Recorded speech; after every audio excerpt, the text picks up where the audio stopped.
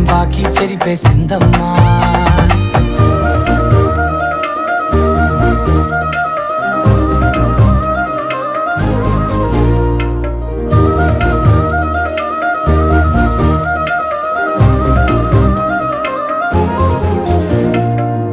ఏకాంతాలన్నీ ఏకాంతం లేక ఏకరువే పెట్టాయే ఏకంగా.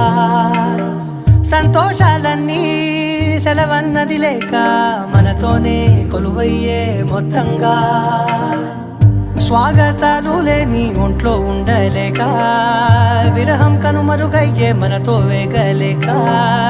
కష్టం నష్టం అనే సొంత వాళ్ళు రాక